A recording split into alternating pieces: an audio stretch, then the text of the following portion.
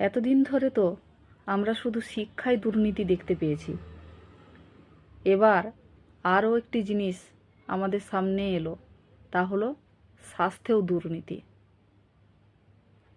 শিক্ষামন্ত্রী তো জেলেই আছেন, এবার কি স্বাস্থ্যমন্ত্রীর পালা?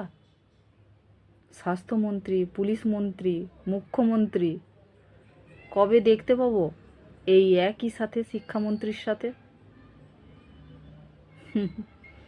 শিক্ষাক্ষেত্রে পার্থ চট্টোপাধ্যায়ের বাংলার খোঁজ পাওয়া গেছিল বোলপুরে, আর এক্ষেত্রে ক্যানিংয়ের বাংলোর খোঁজ মিলল সন্দীপ ঘোষের, তাও আবার 2 বিঘা জমির ওপর। দেখুন, যত প্রভাবশালী তাদের সবাইকার যারা দুর্নীতিতে যুক্ত, তাদের কত মিল দেখতে পাচ্ছেন। আমার তো মনে হয় এই সমস্ত কিছু দেখে ওই জন্যে মুখ্যমন্ত্রীর মাথা খারাপ হতে শুরু করেছে, কারণ ওনার ঝুলি থেকে আস্তে আস্তে বেড়াল বেরোচ্ছে। এক এক করে সমস্ত তথ্য ফাঁস হতে চলেছে। তা নইলে দেখুন না, সঞ্জয় রায় যদি দোষী হবে তাহলে তো ব্যাপারটা মিটেই গেল। তাহলে শাসক দল কেন এত ভয় করছে? তারা ভয় পাচ্ছে কেন? তাই না? সে তো অলরেডি দোষী সাব্যস্ত হয়ে গেছে, তাকে অ্যারেস্ট করা হয়েছে। তারপরেও পুরো শাসক দল ভয়ে ভীতিতে তারা দিন কাটাচ্ছে কেন? মুখ্যমন্ত্রী সঠিকভাবে কথা বলতে পারছেন না।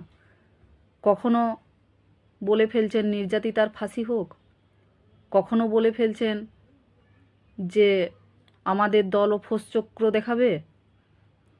আবার সেদিনে বিধানসভায় অপরাজিতা যখন বিল পাস হচ্ছিল, সেখানে দেখতে পেলাম বলছিলেন প্রধানমন্ত্রীর পদত্যাগ, স্বরাষ্ট্রমন্ত্রীর পদত্যাগ, সবাইকার পদত্যাগ চাই। আসলে উনি একবারও কি বুঝতে পারছিলেন যে উনি কি বলছেন? সবশেষে মাথাটা যেন ঠিক থাকে, এইটুকুই চাই।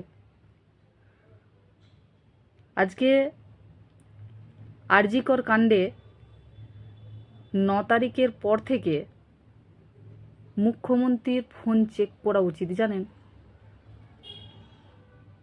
শুধু মুখ্যমন্ত্রী নয়, তার সাথে বিনীত গোয়েল, সন্দীপ ঘোষ, এদের তিনটিকে একসাথে বসিয়ে তদন্ত করা উচিত এবং হোয়াটসঅ্যাপ কল, যত সমস্ত ফোনের ডিটেলস আছে তার সমস্ত কিছু চেক করা উচিত। তাহলেই না এই আসল মাথাটাকে টেনে বার করা যাবে। শুধু দুর্নীতি না, সাথে খুন, ধর্ষণ, এসব একসাথে জড়ো হয়েছে। তা নইলে সন্দীপ ঘোষকে তাড়াতাড়ি কি করে অন্য একটি মেডিকেল কলেজে ট্রান্সফার করে দিল?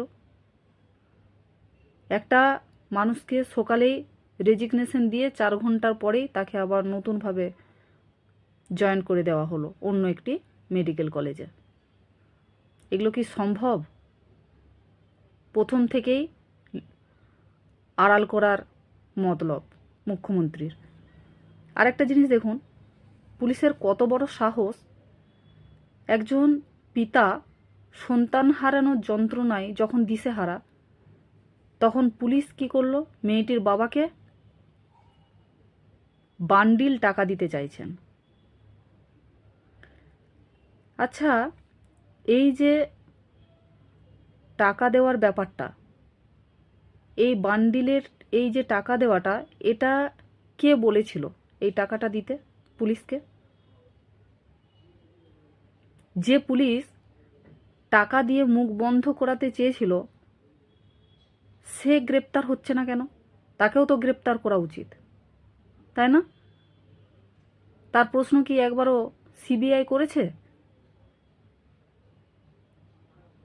মেয়েটির শেষ মুখটুকু দেখতে দেওয়া হয়নি তার বাবা মাকে।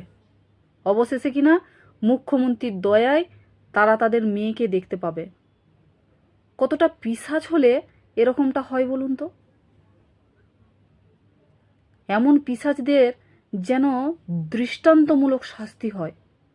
কেউ কখনো যেন এরকম কাজ করার আগে অন্তত যেন 10 বার ভাবে।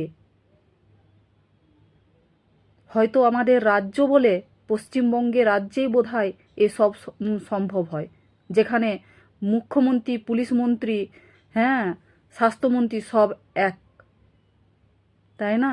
সমস্তটাই যার হাতে। অন্য কোনো রাজ্যে এতটা বোধহয় দুর্নীতি এইভাবে হয় না। প্রথম থেকেই ধামাচাপা দেওয়ার চেষ্টা চালাচ্ছে। সন্দীপ ঘোষ ঠিক করে দিচ্ছে কোন এজেন্সি ভালো করে তদন্ত করবে। যে অভিযুক্ত তার কি কোনো অধিকার আছে নাকি কে ভালো আর কে খারাপ এসব বলার? পশ্চিমবঙ্গে এখন চোর পুলিশের খেলাও ভালোভাবে ফুটে উঠেছে সবার সামনে। আজকে সন্দীপ ঘোষের দুর্নীতির জন্য আক্তার আলী যে অভিযোগগুলো করেছিল অ্যান্টি করাপশনে, অভিযোগ জমা পড়েছিল স্বাস্থ্য দপ্তরে। 1 বছর কেটে গেল, কোনো ব্যবস্থা হয়নি। তারপর কি হলো? এই অভিযোগকারী মামলা করলো আদালতে, রিট পিটিশন দাখিল করলো। সেখানে সন্দীপ ঘোষ কী বলল? রাজ্যের তৈরি যে সিট, সেই সিটই নাকি খুব ভালো, সিটের তদন্ত চালানো উচিত, সিবিআই তদন্ত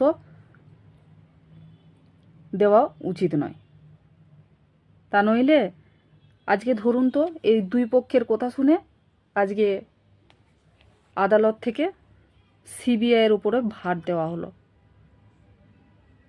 আজকে তা নইলে এতদিন ধরে যে অভিযোগ জমা পড়ে রইল, 1 বছর কেটে গেল, রাজ্য সরকার না স্বাস্থ্য দপ্তর কেউ কোনো ব্যবস্থাই নিল না। আজকে আরজিকর দুর্নীতিতে ধামাচাপা দেওয়ার জন্যই এই সিটের গঠন করা হয়েছে।